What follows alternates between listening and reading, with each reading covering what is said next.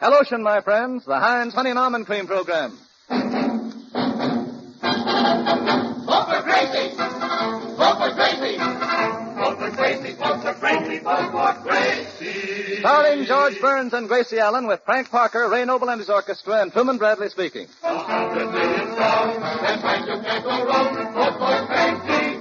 Keep voting all day long! Presenting our presidential candidate who just flew back from Washington, where she was the honored guest at the Women's National Press Club's annual dinner, Heinz Honey, Gracie Allen. Thank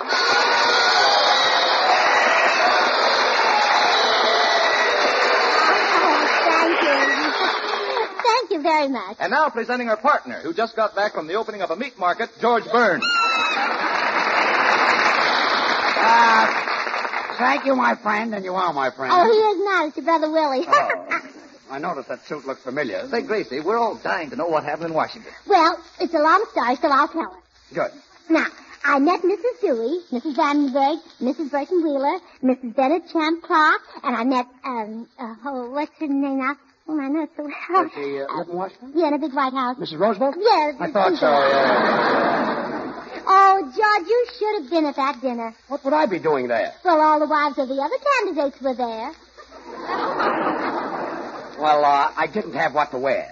You mean you had to stay home and watch the children? Quiet. Gracie, you spoke at this banquet in Washington. What happened? Yeah, tell us the details, Gracie. Well, I got on the plane at Burbank. Yes. Oh, and what a plane. The cutest pilot you ever saw in your life. Gracie, the banquet. Oh, I'm coming to that. Oh. He had blue eyes and brown shoes. Nice combination. Yeah, Warren, Yes. Say, Gracie, it was pretty cloudy that day. How was the visibility? Oh, pretty fair. I was sitting on his lap, but he could see over my shoulder. Gracie, the banquet. I'm coming to that. Say, George, if Gracie is elected, what are you going to do? You think you're kidding, huh? I'm beginning to worry, too.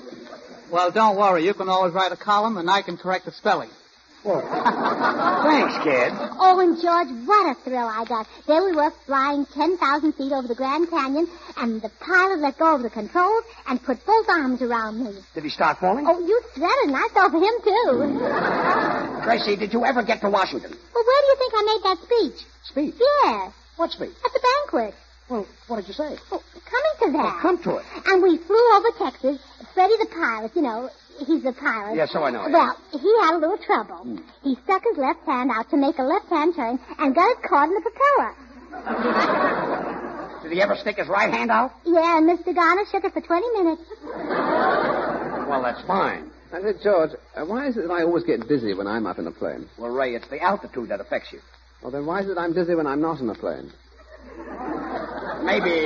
Maybe you were born that way. Maybe you're right, old man. I know I was born. Well, that's something. Of course, I remember the stork made 7 trips with me. 7 trips? Yes, my parents kept rejecting me. Well, they shouldn't have given up so easily, and cheerio. Oh, cheerio. Cheerio. Oh, George, isn't that right silly? You talk about one thing and he talks about something else. But you're all right, huh? Yes. How about the speech? Well, I didn't make that until I got to Washington. Well, please get to Washington. Coming to that. So the plane was going about 150 miles an hour, and we were flying upside down, and I said to Freddie... Wait a minute. You were flying upside down? Well, it was raining, and I didn't want to get my hat wet. Well, that's fine. A $10 hat and a $90,000 plane. So I said to Freddie, that's the pilot. I know that's the So pilot. I said to him, I said, stop at the World's Fair for a second, and we landed in front of the Hall of Mirrors. You stopped in front of the Hall of Mirrors? Yes, my nose was shining. Oh, nuts. So then we took off again and finally landed in Washington. And you said goodbye to Freddie? Yeah, but by that time we were engaged. Well, did he give you a ring? No, he couldn't afford a ring, so he gave me the plane.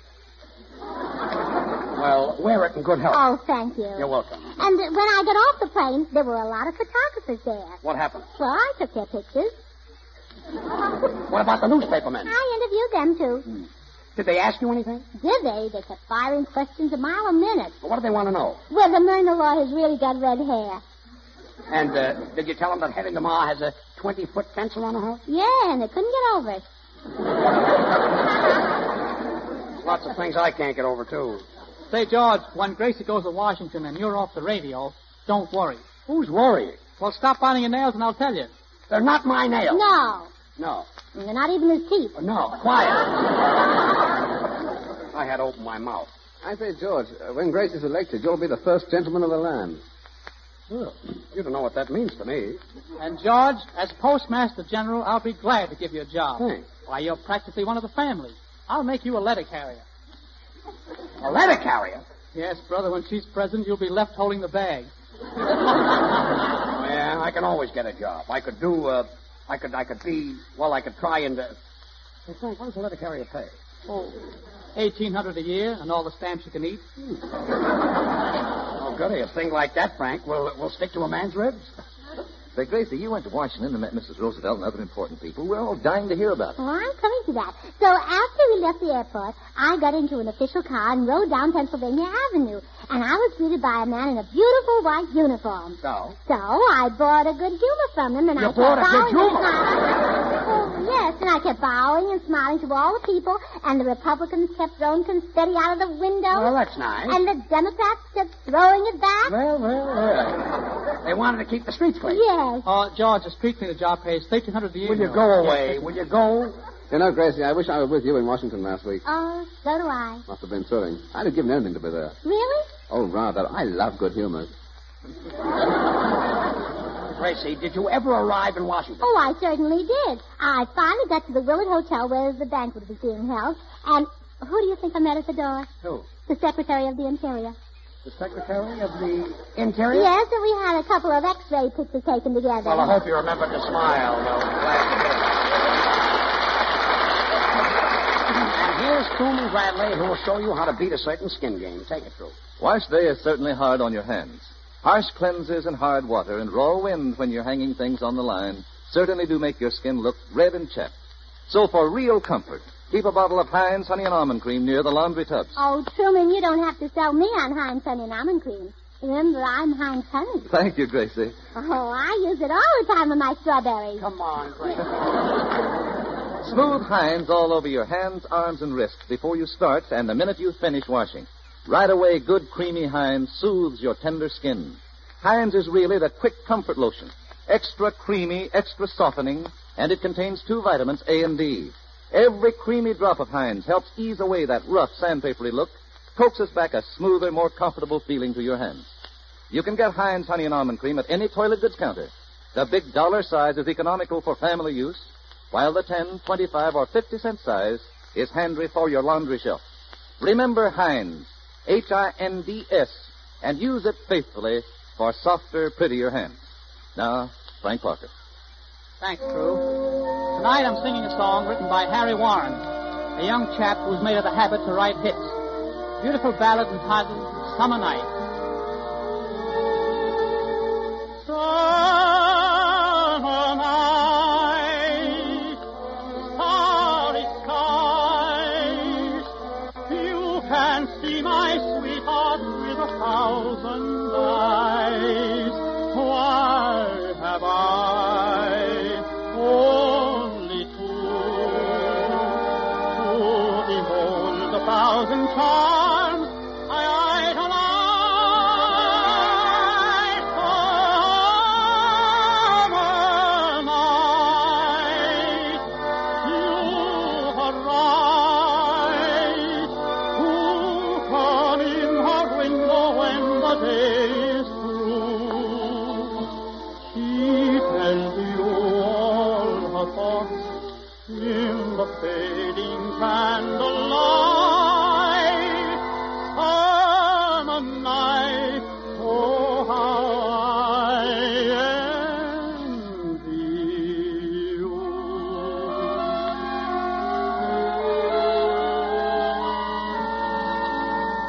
Why am I so jealous of the moon? Jealous of a summer night in June. Why can they remain beside my darling while I must leave so soon? Summer night, you arrive, to come in her window when the day is through. She tells you all her thoughts in the fading candlelight.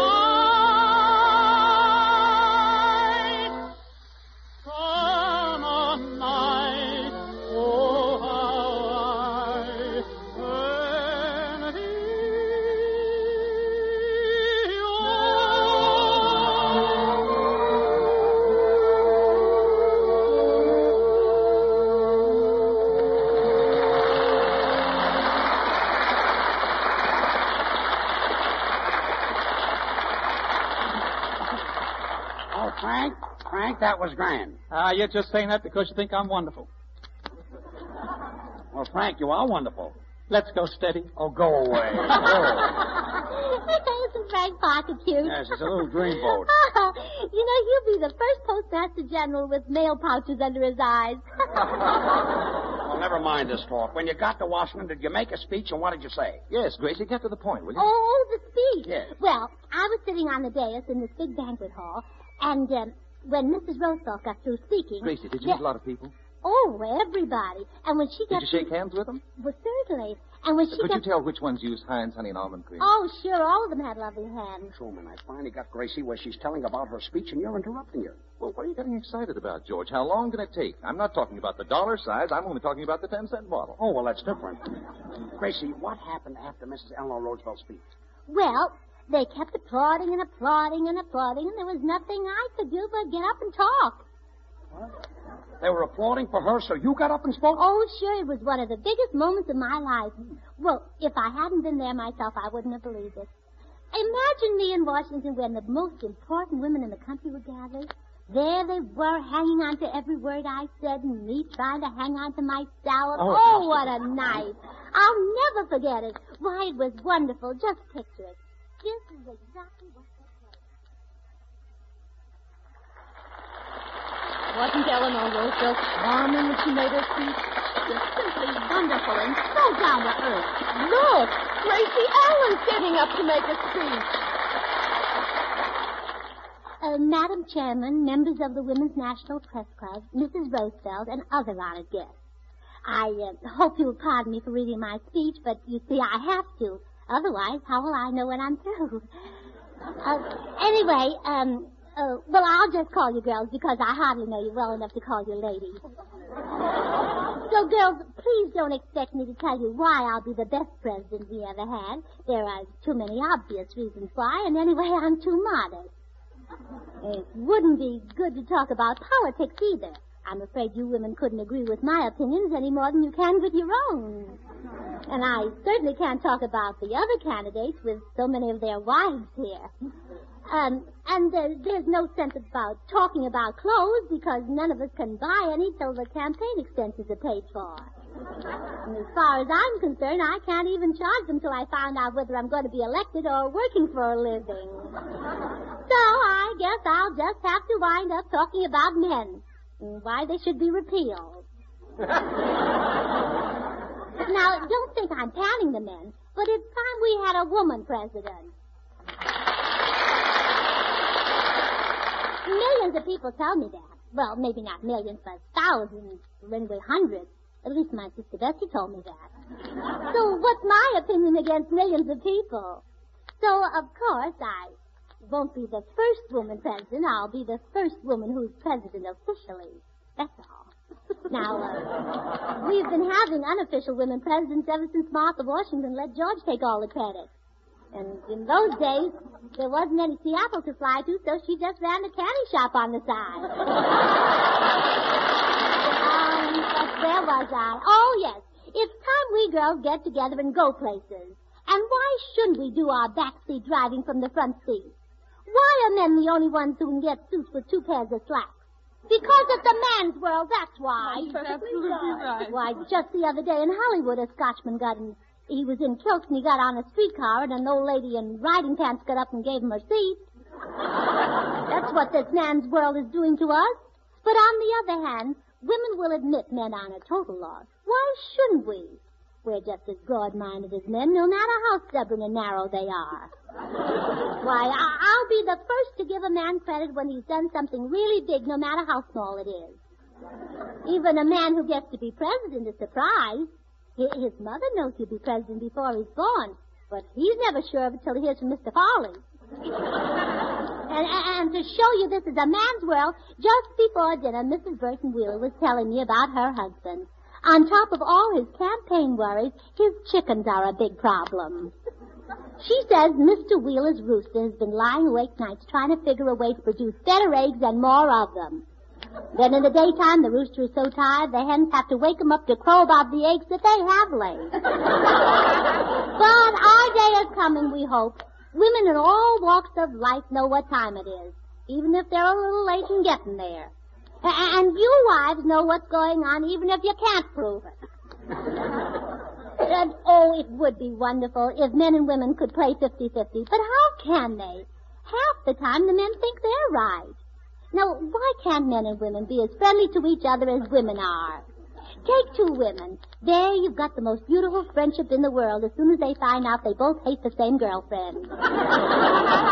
and that friendship can't be broken till they find out they both like the same boyfriend. But I guess it's our own fault. We spoil men. Well, we shouldn't say men are just grown-up boys. It's bad for the men and very discouraging for the boys. On the other hand, how can you resist a man who does sweet, considerate little things for you? Like Mrs. Dewey told me about her husband. Only last month while she was carrying his armchair over to the window, she dropped her handkerchief and he picked it up for her. Now, you know, it's things like that that make men worth living. So, in conclusion, girls, I can't actually promise that electing me will make men any better, but don't forget this. The most annoying thing about men is that they're so hard to catch. So, girls, with me in the White House, you'll at least know where to look for them. Thank you.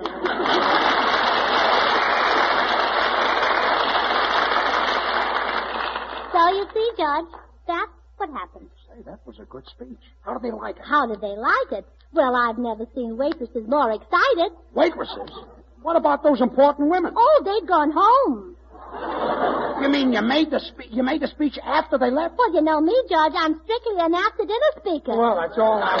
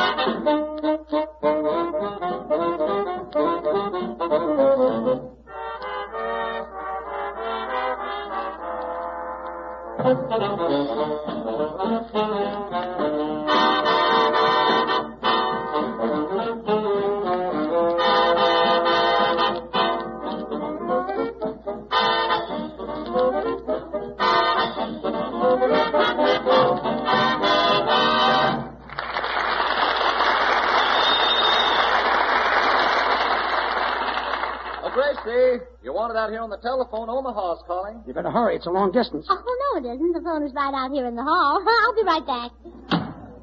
Did I hear correctly? Was that a call from Omaha?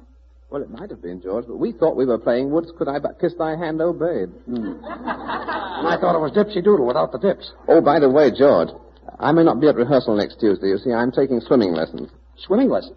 Yes. Well, you see, old boy, it'd be quite embarrassing for the Secretary of the Navy to be drowning all the time. Don't worry about that, Ray. The fish will always throw you back. Yes, and Ray, while you're down there, don't forget to call up Blue Point, 9908. Who's that? Minnie the Mermaid. And if a man answers, it's Johnny Weissmuller. You know, when Gracie's president and goes out fishing, I'm going to supply her with a submarine. What's that, to keep the sun out of her eyes? No, that's so she can see whether the bait is still on the hook. I wonder who could be calling Gracie in Omaha. Me too, George. I'd give the 25-cent bottle to know. Well, I say, George, can a person get vaccinated against seasickness? Yeah, but only on his father's side. Why, Ray, don't you know that seasickness is nothing to worry about? Well, you know what hiccups are. Yes, Frank. Well, it's the same thing with bumps. Look, let's drop the whole thing and not even talk about the Navy. You mean goodbye, Mr. Ships? Yeah, goodbye. Secretary of the Navy taking swimming. Matt. Oh, Gracie, who phoned you from Omaha? Oh, I was talking to Dan, and I said to Dan? him... Yes, and I said to him... Who's Dan? Dan Butler, mayor of Omaha. And I said to him... The mayor of Omaha? Well, sure, every city has a mayor, you know. Oh, thanks. And they want me to hold my surprise party convention there in May. You mean to say the people from Omaha actually want you to hold a convention there? That's what Dan Butler said. Have the people gone out of their minds? Yes, but they'll be back in time for my convention. And St. Clair Lewis says it can't happen here. Oh, it's going to be more fun. Union Pacific is going to have a special train for me. The mayor is having a special key to the city made for me. The businessmen are going to have torchlight parades for me. And the people will have street dances for me. Oh, there'll be about 300,000 visitors there to cheer for me. And my sister Bessie's going to be there. Bessie? Well, she's going to vote for me. Well, and you can't lose. Hello, Pris. Oh, hello, Bubbles. What's new since I've been gone? Oh, nothing much. But when I was crossing Vine Street the other day, I was hit by a truck. Hurt? Yes, but they'll be able to get it fixed. Well, that's a load off my mind. Come in. Pardon me, is Miss Allen in? I'm Miss Allen. Oh, Miss Allen, I met you in Washington last week. Oh, I remember you. Congressman Boone. No. Oh, Senator Hatch? No. Oh, well, I give up. Who are you? The good humor man. You forgot your chain. Oh, isn't he honest? And she's running for president. Say, Gracie, he's got pretty eyes. Say, if you think his eyes are pretty, you should taste his orange sherbet. Well, tell me about the banquet, Gracie. What were the candidates' wives wearing? Well, I couldn't tell. They all had big signs in front of their dresses. Signs? Yes, saying, vote for my husband. And Gracie, what did you wear? Well, it was very formal, so I wore that evening gown with the champagne stains. With the champagne stain? Yes. What was it, Mum's 1928? No, Bessie's 1395. That's the beer barrel polka dot dress. Yes. Oh, it must have been a thrill meeting and talking to those famous women at the banquet. Oh, it was. I had the nicest conversation with a congressman's wife, and she was telling me about her children, and I kept asking her to pass the salt. Well, that was a smart piece of conversation. Yeah, well, I had to ask her 6 times. Even those congressmen's wives won't pass anything. Bubbles, I've got a little news for you. Gracie is holding her surprise party convention in Omaha. I love Omaha. I lost 3 pounds there. Is that so? Is it definitely settled, Gracie, that we're going to Omaha? Oh, sure, Ray. Oh, then I'd better go home and start shaving. Shaving? The convention isn't for 2 months. Is it going to take you that long to shave? Or maybe longer, George. There's no blade in my razor, you see. Oh. Well, you know that old saying, Ray. You can't get blade out of a turnip. How do you like that, Frank? Anchor. Anchor? It sinks. It does, Say, Gracie, on that trip to Omaha, do you mind taking my mother-in-law? Well, not at all, Truman. But thanks. My wife and I'd like to be alone for a while. We're not going to Omaha for 2 months, and everybody's getting ready. So is Laura. Who is Laura? My kangaroo. Oh, your kangaroo. The one you're using, the Party emblem. Yes, Yes, I thought that's so. right. Don't tell me a kangaroo is going to Omaha with you. Well, she's home right now packing her bag. She is,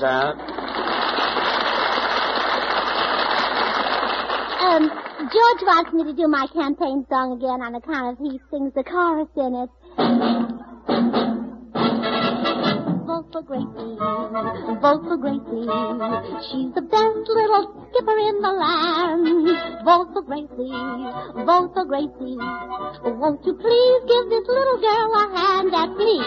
Even big politicians don't know what to do. Gracie doesn't know either, but neither do you. So vote for Gracie to win the presidential race. 100 million strong. That's right, you can't go wrong. Vote for Gracie. Keep voting all day long. Keep voting all day long. Keep voting all day long. Fill up the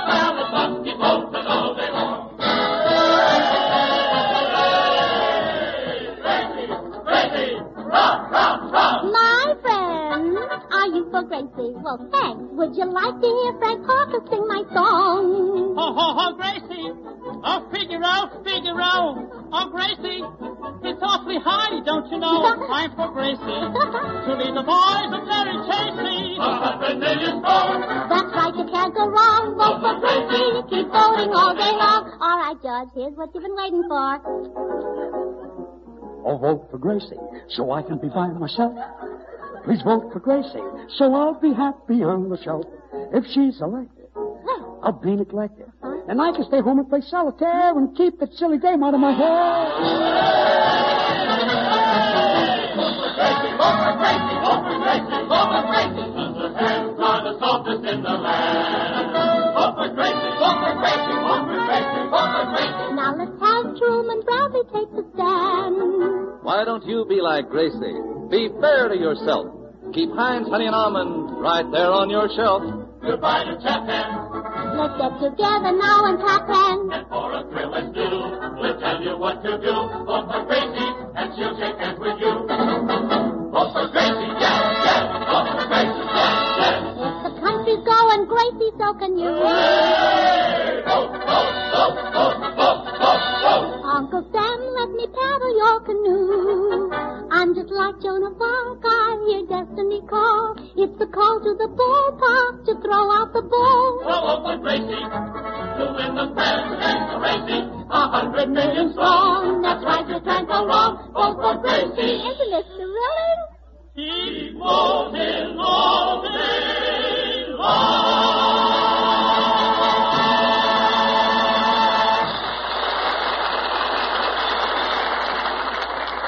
Would you like a copy of Gracie's campaign song, Vote for Gracie? Yes, I mean the actual sheet music, complete with lyrics and verses. Well, here's how you can get a copy of this song. Just write your name and address on the back of a Heinz Honey and Almond Cream carton. The 25, 50-cent, or dollar-size carton, or 2 10-cent size cartons, and mail it to Gracie Allen, Hollywood, California. That's all. Then in a few days, you'll receive your copy of Gracie's campaign song, Vote for Gracie. Oh, I almost forgot. This sheet music has a swell picture of Gracie on the cover, too, which shows how sweet and lovable Gracie really is in person. You can get Heinz Honey and Almond Cream at any toilet goods counter. You'll find every creamy drop of this quick comfort lotion helps ease away that rough sandpapery look, coaxes back a smoother, more comfortable feeling to your hands.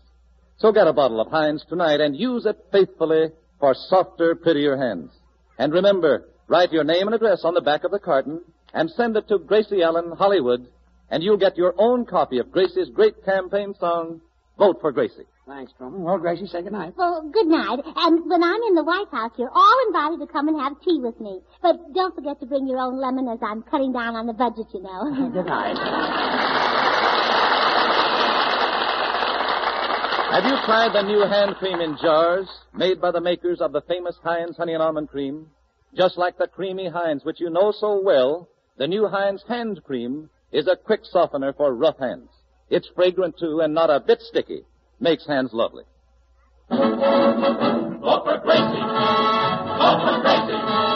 She's the best little skipper in the land. Next Wednesday at this same time over these same stations, George and Gracie and all the rest of us will be back again, don't forget.